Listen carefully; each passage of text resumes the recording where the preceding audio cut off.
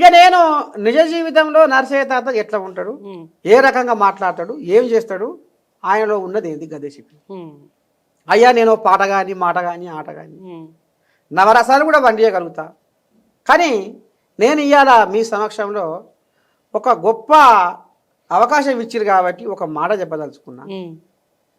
నేను ముఖ్యంగా పాట కానీ, నా పాటలో జీవం ఉంటుంది, నా పాటలో ప్రాణం ఉంటుంది, నా పాటతోటి ఎంతోమంది మానసిక ధైర్యాన్ని పొందిరు. ఆఖరికి వస్తారు కదా ఒక ప్రాణం.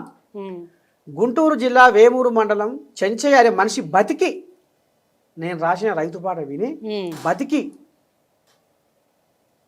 ఆయనే నాకు ఫోన్ చేసి వచ్చి కలిసి ఇది చేయంగానే అమ్మా పాటలో ఇంత శక్తి ఉందా, ఈ పాట మధ్యంతరంగా ఆగిపోవద్దు, అమ్మవారిచ్చిన ఈ శక్తి, ఈ పాట మహిమతోటి ఈ జనాలలో చైతన్యం తీసుకురావాలి, మార్పు తీసుకురావాలి, ఒక మంచి కోసం పాటను వాడదాం.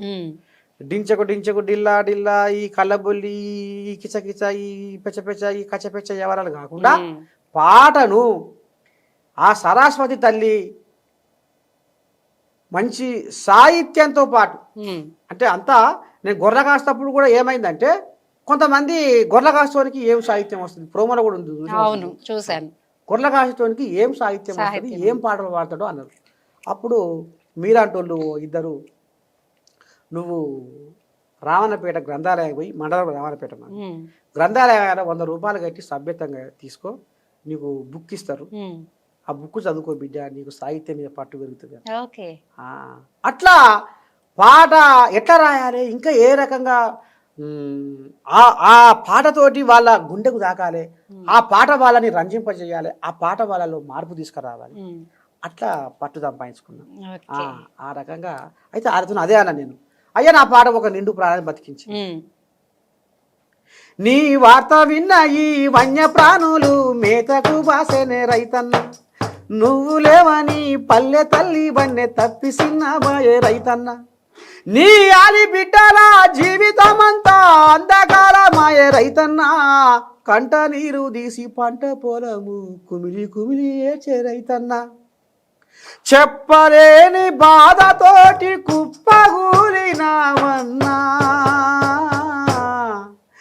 ఒక్కసారి నువ్వు చచ్చి మము రోజు చంపబోకన్నా.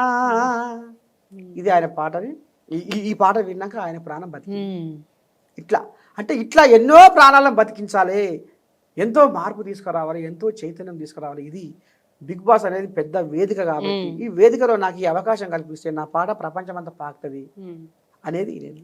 అంటే ఇప్పుడు బిగ్ బాస్ లోకి వెళ్ళటం అంటే మీరు గొర్రెలు కాసుకుంటూ స్వచ్ఛమైన గాలిని పీలుస్తూ కొండలు పొలం గట్టు ఇవన్నీ నడుస్తూ పోతూ హాయిగా ఉంటుంది, మీకు ఎవరు అడ్డు లేదు. ఒక ఏసీ రూమ్లో అంటే బంగారు పంజరం అంటారు కదా, ఏసీ రూమ్లో బంధిస్తారు, మీరు ఎలా నెగ్గుకు రాగలరు ఒకవేళ హౌస్లోకి వెళ్తే? అయితే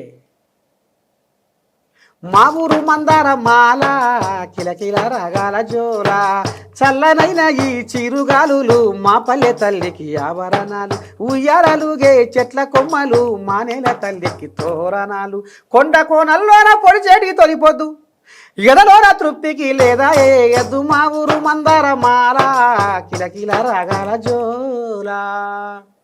గిట్లా ఊర్లో ఉన్న ప్రకృతి ఒడిలో తిరిగిన నరసయ్య తాత అన్న ఎట్లా ఉంటాడు, అది ఒక పంజరం కదా అని అంతేగా. బుయ్య బుయ్య మోటార్ల సప్పుడు పట్నం నిద్రపోయేదెప్పుడు, బుయ్య బుయ్య మోటార్ల సప్పుడు పట్నం నిద్రపోయేదెప్పుడు, దుమ్ము దొలి పానమంతా గాలి గాలి, దుమ్ము దొలి పానమంతా గాలి గాలి. మరి 18 ఏళ్ళు గొర్రె కాసిన నరసయ్య తాత పట్నంలో అడుగుపెట్టి వార్తలు అని వార్తలు చెప్పుకుంటా, ప్రజాసేవ చేసుకుంటా, సమాజంలో ఎక్కడ ఏ సమస్య వస్తే ఆ రకంగా ముందు పోయి తశ్వ చేసిన, ఎన్నో కార్యక్రమాలు చేసిన, ఎంతో మందిని అధికారులని అడిగి అయ్యా పలారోళ్ళకు ఈ సమస్య ఉంది తీర్చాలి అని వాళ్ళ ముంగడి పోయి మొరబెట్టుకొని చేసిన. మరి ఎంత తిరుగుతలేనా అంటే 9 ఏళ్ళ సంది ఎంత తిరుగుతున్నా అంటే ఇప్పుడు నీకు వాళ్ళు ఏం కావాలి, నీకు టైంకి బోయి పెడతారు, టైంకి బోయి పెట్టరా, పెడతారు, బువ్వ అయితే పెడతారుగా. మరి టైంకు బువ్వ లేకుండానే నేను ఇంత సేవ చేస్తున్నా. ఈ పట్నంలో ఈ బుయ్య మోటార్ల సప్పుడు, ఈ దుమ్ము, ఈ ధూళి, ఈ మన్ను మషాడం, ఈ మోరీల కంపు, ఇదంతా కూడా నేను ఇది చేసుకొని ఆస్వాదించుకుంటూనే నేను సేవ చేస్తున్నా. మరి ఆడ టైంకు తిండి పెట్టి తాత లేగాయించు" అంటే ఎట్లుంటుంది కథ? ఉమ్. ఇప్పుడు మీరు అగ్ని పరీక్షకి వెళ్ళగానే ఈ నవదీప్ కానీ తను శ్రీముఖి కానీ ఇంకా అభిజిత్ వీళ్ళంతా చిన్నోళ్ళు మీకంటే, మీకు ఏమనిపించింది? ఏంది ఈ పోరళ్ళు మాకు పరీక్ష పెట్టేది అనిపించలేదా? అంటే నాకు ఒక పాట పాడితే అనిపించింది, అంటే వీళ్ళకు తెలుగు మీద అంత పట్టు లేదా, తెలుగు భాష రాదా వీళ్ళకు, తెలుగు పాట పాడగానే కొంచెం అంత ముక్కిరిసినట్టుగా అయింది, ఏంది ఏం కథ అనేది కూడా అనిపించింది. నేను తెలుగు భాష పాటతోని జనాలకు పరిచయం అయినా ఫస్ట్. అప్పుడు నల్గొండ జిల్లా, మాది ఉమ్మడి నల్గొండ జిల్లా. అప్పుడు ముక్తేశ్వరరావు అని కలెక్టర్ ఉండే. ప్రపంచ తెలుగు మహాసభలు జరిగినాయి 2012-13. అప్పుడు ఇక గిట్టనే గొర్రెల కాస్తానికి ఏం పాటలు వస్తాయి అంటే ఈ సాహిత్యం చదువుకున్నాక ఈ అసలు శిశులైన పాట అప్పుడు వెలుగులోకి వచ్చినాక అమ్మ మునగార్రా నరసయ్య మునగార్రా బాగా రాసిండ్రా.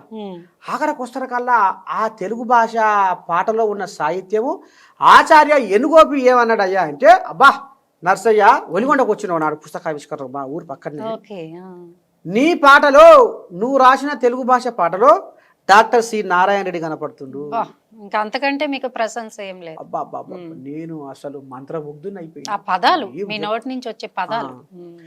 మన తెలుగు మల్లె పువ్వులా పరిమళించెరా, ఈ తెలుగును శ్వాసిస్తూ మనసు పులకరించెరా, మన తెలుగు మన తెలుగు మన తెలుగు, ఈ తెలుగులోనే ఉన్నది మన వెలుగు,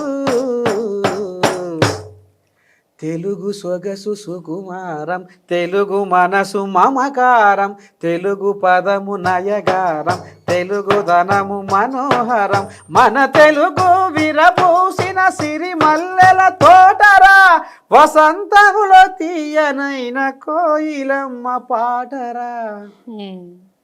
పరాయి భాష కిరాయి లాంటిది, తెలుగు భాష తేనె లాంటిది, అమ్మ భాష ఉమ్మ నీరు లాంటిది, మాతృభాష మంచు కొండ లాంటిది. అమ్మ భాష ఉమ్మ నీరు ఎంత పెద్ద ఇది, ఆయన అదే అన్నాడు. అమ్మ భాష ఉమ్మ నీరు లాంటిది, మాతృభాష మంచు కొండ లాంటిది, మన తెలుగు మాటల మూట విప్పితే తీయదనమురా, ఈ తెలుగు భాష గొప్పతనము తెలుసుకోరా, మన తెలుగు మల్లె పువ్వులా పరిమళించెరా, ఈ తెలుగును శ్వాసిస్తూ మనసు పులకరించెరా, సువిశాల జలధార తెలుగు మాటరా, సుగుణాల పంచదార తెలుగు పాటరా, మధురా మకరందమిచ్చే తెలుగు తోటరా, మన కడుగులు నేర్పినదే తెలుగు బాటరా. తెలుగు మర్చిపోయిన వాళ్ళు ఎవరైనా వింటే కొంచెం గుర్తొస్తాయి, మన తెలుగుకి ఇంత వాల్యూ ఉంది కదా అని. అయితే ఇంగ్లీషు చదివి తెలుగు మరచిపోకురా, తెలుగు తల్లి కీర్తి జగతికి చాటి చెప్పరా. ఈ పాట పాడగానే కొద్దిగా వాళ్ళకు ఏంది ఇంగ్లీష్ మొత్తం పనికిరాదా, ఇప్పుడు ఇంగ్లీష్తోనే కదా నడిచేది. అవును, ఇప్పుడు ఆనకాలం చలికాలం ఎండాకాలం, ఇప్పుడు ఇంగ్లీష్ కాలం. ఏంది నర్సయ్య తాత తెలుగు భాష మీద ఇంత గొప్పగా వాడిండేమో అన్నట్టుగా వాళ్ళ ముఖాలు చూస్తే నాకు అనిపించింది.